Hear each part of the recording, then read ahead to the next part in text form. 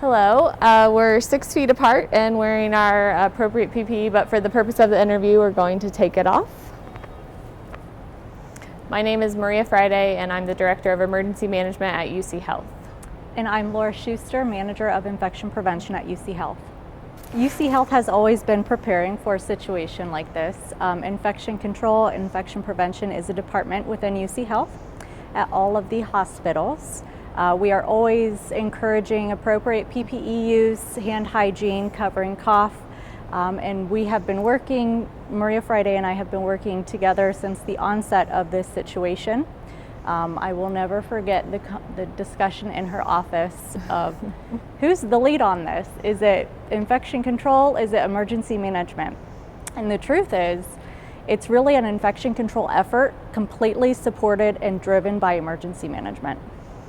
Absolutely, and just like Laura said, they're the subject matter experts, and my emergency management team, our emergency management response is really just gathered around the infection control practices and how we can best prepare for this pandemic and then respond to it. So applying those emergency management practices to an infection control response. So Ebola was a little bit different because it was really focused on one or two individuals that comes into a hospital that may have Ebola. This is different because we are looking at the surge capacity. So how many patients can we actually take care of safely, not only as a single hospital, but as a region and state? What are our capacities to support that type of care that these individuals need that could potentially be on life support, so things like ECMO and ventilator support. A lot different than just Ebola when you're taking care of one patient, and you can designate essentially a whole pod of a unit to just taking care of that one patient. So the resource demand is different. Ebola also helped us with how guidance will change too and best practice.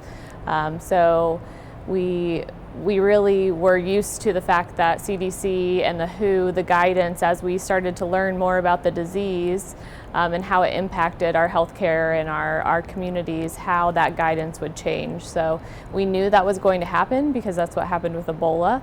And so we were prepared for that the guidance would change and we would have to change our PPE practices and we would have to adjust as our supply and demand changed. So the supplies needed for an event like this are similar to the supplies that we need every single day. So using N95s, PAPRs, simple masks, gowns and gloves, along with face shields are things that we typically use while we take care of patients every day in contact, droplet, and airborne precautions, which was a little bit different than actually Ebola, where we did have to buy specific things to take care of those patients. The thing that we can say with supplies that has been really an interesting and really encouraging is the innovation that we found from this, as we've seen in the news and we've seen as the supply and demand changes. We've seen our clinicians and our researchers and our own staff step up to the challenge and try to be innovative with different practices like 3D printed swabs and how we can save our personal protective equipment where you can use a mask for 5 times. So we've had a lot of collaboration in how we can make sure we utilize our supplies to the best of their ability. Absolutely. So we are part of a regional coalition. And so we partner with our region's hospitals as well.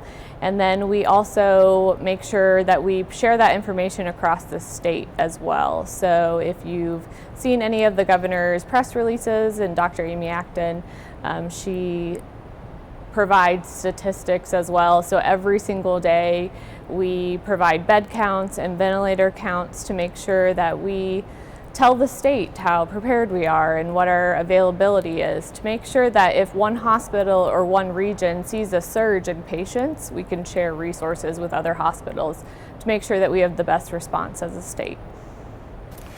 So this is just another part of that emergency management cycle I talked about. So we're still in that response phase, but it's really important when we're in that response phase to start to begin to look at recovery. And so what we're doing is really just evaluating what's recommended by the federal government, by the state government, best practice, to make sure that we can re-enter as safely as possible, to make sure that we prevent a second surge in that patient population. And so we really want to focus on that emergency management fundamental so we can recover and again build on our planning processes.